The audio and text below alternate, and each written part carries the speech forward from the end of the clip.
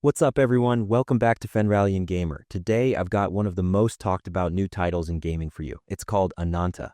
Yeah, the name sounds a little odd, but trust me, you're going to be hearing it a lot in the coming months, because Ananta is one of the wildest mashups I've ever seen. Imagine GTA's open world, Spider-Man's web swinging, Watch Dogs hacking, and then throw in Animus-style visuals.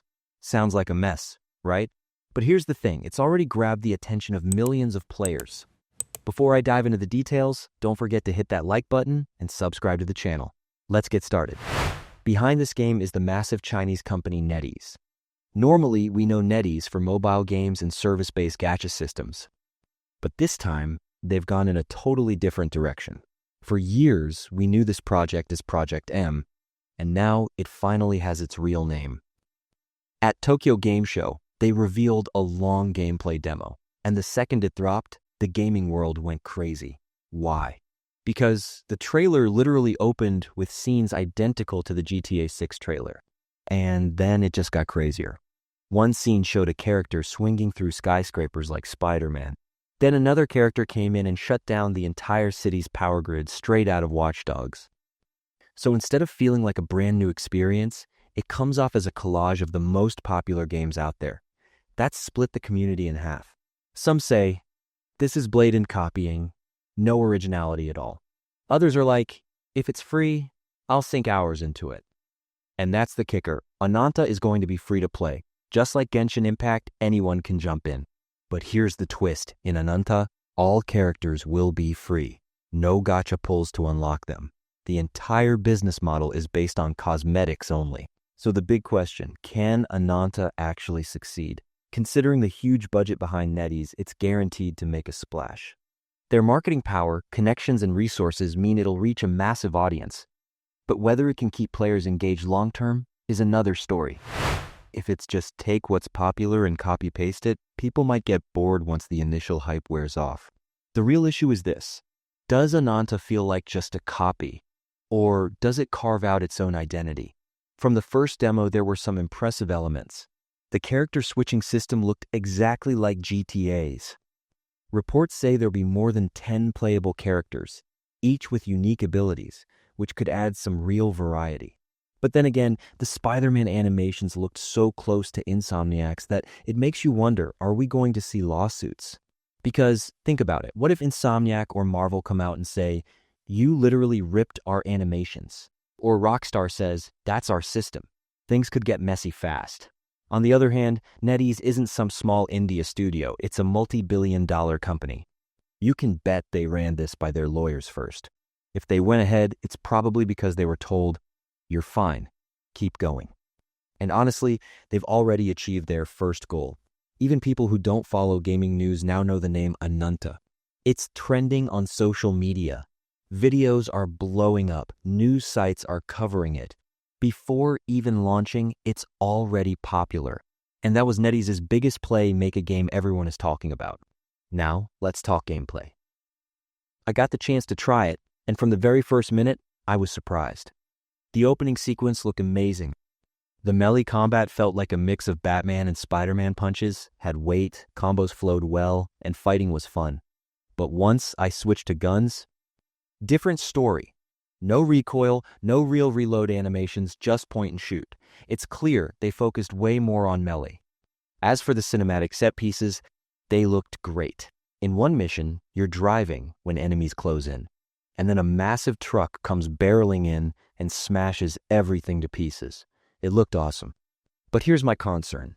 Are these cinematic missions part of the real game, or were they made just for the demo?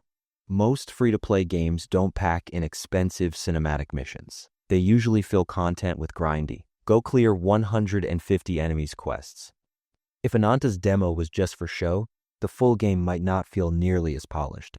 After the demo, it dropped me into the open world. Different characters had different travel methods.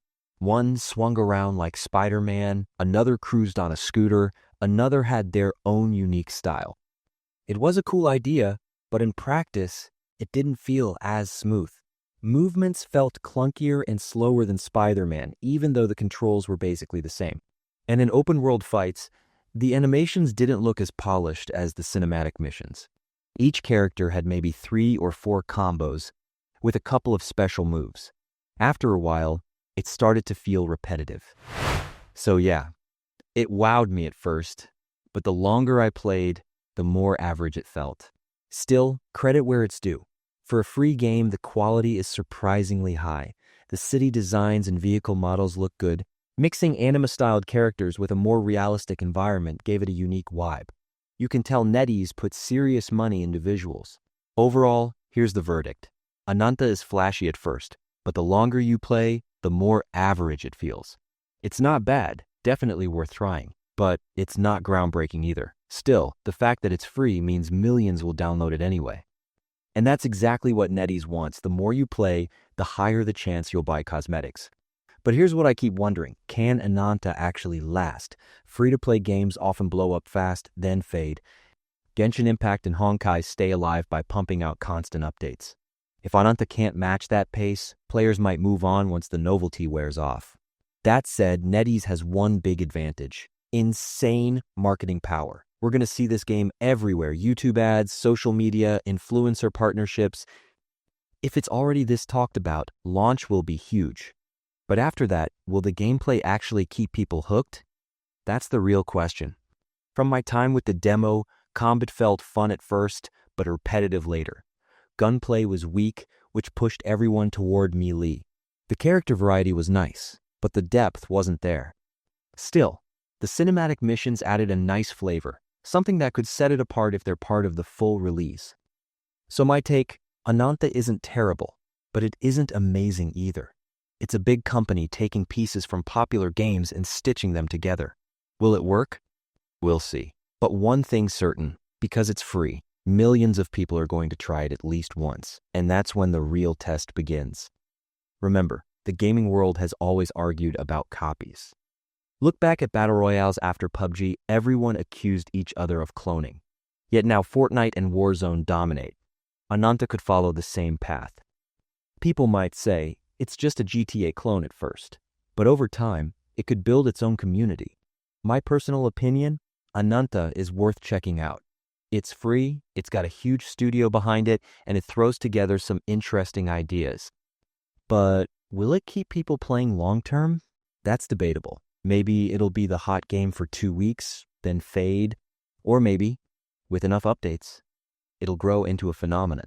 What excites me most is the signal this sends to the industry. Big studios may start realizing they don't need to reinvent the wheel, just mix what's popular and capture a new audience. If that works, we could see more hybrid games like this in the future. At the end of the day, Ananta isn't perfect, but it isn't generic either. It wows you at first, then settles into average territory. But because it's free, millions will play it regardless. What do you think? Can games like this succeed? Or without originality, are they doomed? Drop your thoughts in the comments. I want to hear from you. Don't forget to subscribe for more game reviews and industry breakdowns. Thanks for watching, and I'll see you in the next one.